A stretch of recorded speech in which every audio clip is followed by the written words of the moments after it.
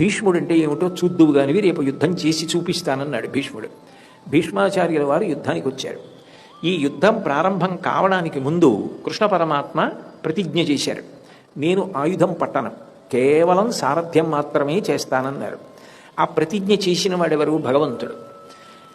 భీష్మాచార్యుల వారు కూడా ప్రతిజ్ఞ చేశారు, నేను ఆయుధం పట్టిస్తాను కృష్ణుడితో అన్నారు. భక్తుడి ప్రతిజ్ఞ నెరవేరితే భగవంతుడికి కళంకం వస్తుంది, మాట తప్పాడని. నిజానికి యుద్ధానికి వచ్చాడు భీష్ముడు. భయంకరమైన యుద్ధం జరుగుతోంది. అర్జునుడి యొక్క శరీరాన్ని పూచినటువంటి చెట్టు ఎట్లా ఉంటుందో అట్లా కొట్టేశాడు బాణాలతో. కృష్ణ పరమాత్మ మీద కూడా అన్ని బాణాలు ప్రయోగించాడు. మోదుగ చెట్టు బాగా పువ్వులు పూస్తే ఎలా ఉంటుందో అలా అయిపోయింది అర్జునుడి శరీరం. కృష్ణ పరమాత్మ చూశాడు.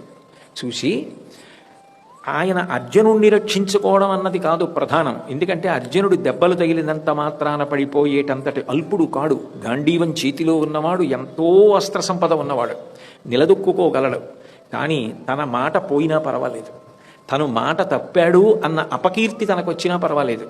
యుద్ధం జరగడానికి ముందు ఆయుధం పట్టను అని ప్రతిజ్ఞ చేసిన కృష్ణ పరమాత్మ నిజంగా కురుక్షేత్ర యుద్ధం జరుగుతున్నప్పుడు భీష్మాచార్యుల వారు విజృంభించి యుద్ధం చేస్తే అర్జునుడిని రక్షించుకోవడం కోసం కృష్ణుడు సుదర్శన చక్రాన్ని పట్టేసుకున్నాడు అన్న అపఖ్యాతి తనకొచ్చినా పర్వాలేదు. కానీ దుర్యోధనుడు నిన్న రాత్రి భీష్మాచార్యుల వారిని అంత తక్కువ చేసి మాట్లాడాడే, అది తట్టుకోలేకపోయాడు కృష్ణుడు యథార్థానికి.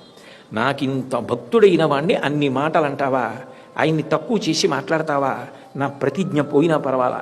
భీష్ముడు ఎంత గొప్ప విలుకాడంటే, భీష్ముడి యుద్ధానికి ఎవ్వరూ తట్టుకోలేకపోతే ప్రతిజ్ఞ చేసిన కృష్ణ పరమాత్మ తన ప్రతిజ్ఞని విడిచిపెట్టేసి ఆయుధం పట్టుకున్నాడని చెప్పుకోవాలందరూ. తద్వారా భీష్ముడికి కీర్తి రావాలని మామూలుగా యుద్ధం చేయలే. అందుకే ఎవరైనా తనని చంపడానికి వచ్చేవాడిని స్తోత్రం చేస్తాడు ఆ లోకంలో. భారతంలో కన్నా భాగవతంలో పోతన గారి నోటి వెంట పద్యాలు అంత బాగా పడ్డాయి. ఆ పద్యంలో తనని చంపడానికి వచ్చినటువంటి కృష్ణ పరమాత్మని స్తోత్రం చేశాడు భీష్ముడు. ఉప్పించి ఎగసిన కుండలంబుల కాంతి గగన భాగం బెల్ల కప్పికొనక ఉరికిన నోర్వక ఉదరంబులోనున్న జగముల వ్రీగున జగతి కదుల చక్రంబు చేబట్టి చనుదించురయమున పైనున్న పచ్చని పటముజార నమ్మితినాలావు నగుబాటు చెయ్యకు మన్నింపుమని క్రీడి మరల దిగువ కరికి లంఘించు సింహంబు కరణి మెరసి నేడు భీష్ముని చంపుదు నిన్ను కాతు విడువు మర్జున యటంచు మద్వి శిఖవృష్టి తెరలి చనుదించు దేవుండు దిక్కునాకు అని చెప్పుకున్నాడు అపశయ్య మీద పడుకుని.